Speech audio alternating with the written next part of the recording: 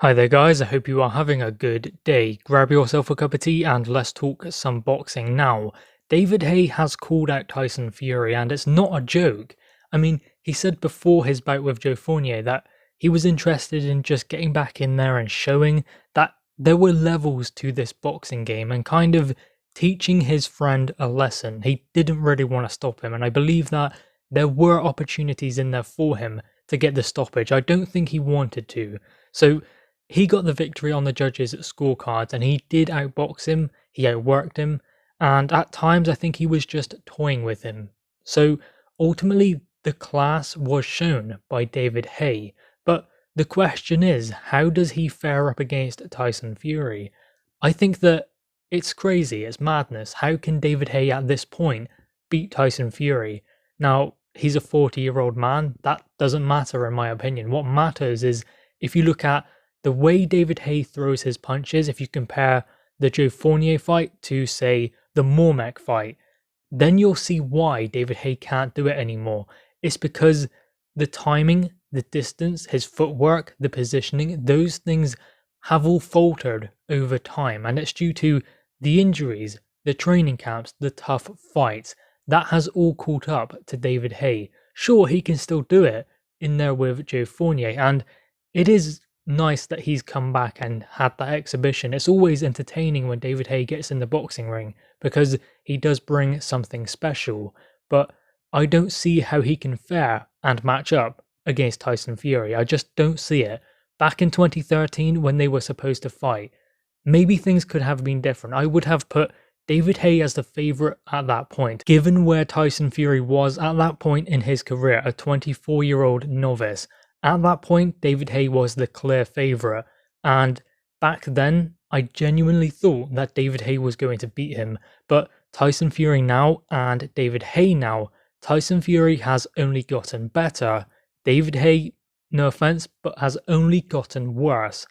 And that's not to say he's any less of a boxer. He still has the accolades, the achievements. It's just he can't do now what he was able to do then. And that is the difference. Tyson Fury is able to do more now than he was able to when he was 24 years old. So I just don't see how it can be something that David Haye can win. I really don't. Because if Tyson Fury goes in there and even fights him a similar way to what he did against Deontay Wilder, that's going to be horrible for David Haye. How is he going to be able to keep him off? Yes, he has power, but he isn't throwing his punches as sharp as he used to. He doesn't have the same kind of explosiveness and the accuracy. That's one thing that David Haye was always incredible with. He had immense power, extremely explosive, but incredibly accurate as well. He doesn't really have that no more. And again, it comes down to the shoulder injuries and things like that, the operations, the surgery. That comes into it. It all catches up to him eventually. David Haye was one of the most accurate punchers in the cruiserweight division and in the heavyweight division. Those stats were back then, not in his last 3 fights, and that is the important thing. That is the operative thing, is the fact that David Haye isn't the same fighter he once was. Now, if we talk about this whole Triller show and what they are trying to do, it was quite unfortunate considering what happened in the main event with Evander Holyfield. No one really wants to see that. The ref made a brilliant call. I know you could say it was stopped too early and fans want to see more, but that was a dangerous kind of situation to be in. The ref needed to get it right, and I think that ultimately Evander Holyfield shouldn't have even been there, but it was his decision to get back in the boxing ring. But the only thing is, that leaves it up to the officials to protect him from himself, especially when you consider his age and what he has been through in the boxing ring leading up to now. They have to be really careful in that situation, so they're only going to stop it before something happens where they will be regretting it, where they will be saying, we should have stopped it sooner. They stopped it sooner than they should have to prevent something bad from happening. So I think that it was an extremely hard call to make, but ultimately the right one for the health of Evander Holyfield. Now, I'm not really big on these kind of fights between Belfort and it was supposed to be Oscar De La Hoya, but him and Holyfield and those kind of things. I mean, if they want to do them, then that's fine.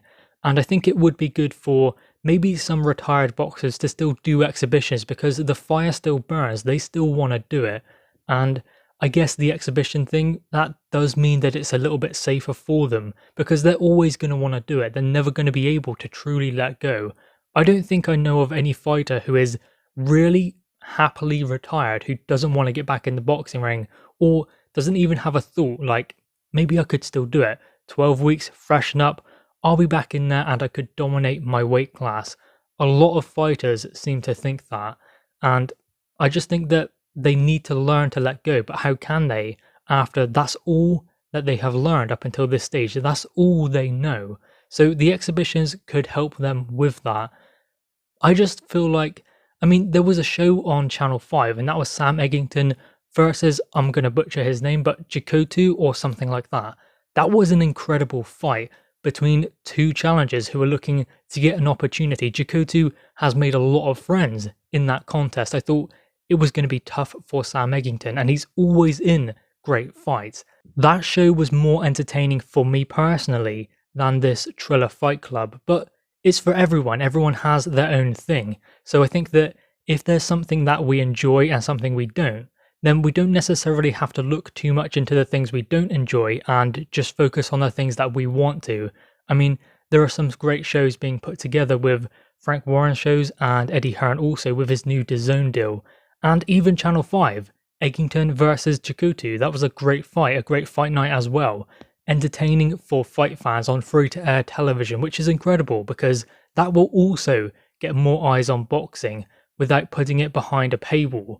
So I think that that is incredible and we can focus on the things that we are interested in most. But going back to David Haye versus Tyson Fury, I don't believe that it should happen, and realistically, I don't think Tyson Fury should be looking to fight David Haye. What about Dillian Whyte, Anthony Joshua? There are other fighters, other challengers in the heavyweight division. If he goes down a route of David Haye, because David Haye does seem to believe that he will be interested, if he goes down that route, then it's just not great, is it? I mean, 3 fights with Deontay Wilder if he wins on October 9th, which I fully expect him to do, but 3 fights with him, then going in with David Haye. Then you look at Anthony Joshua fighting the likes of Usyk, Pulev, Povetkin, Dillian Whyte, Joseph Parker, Andy Ruiz. I mean, I think that AJ has a stacked resume and Tyson Fury needs that as well. He's got Wilder, he's got Klitschko, he's got Derek Chisora, I guess you could argue, because obviously Chisora is around like that gatekeeper level.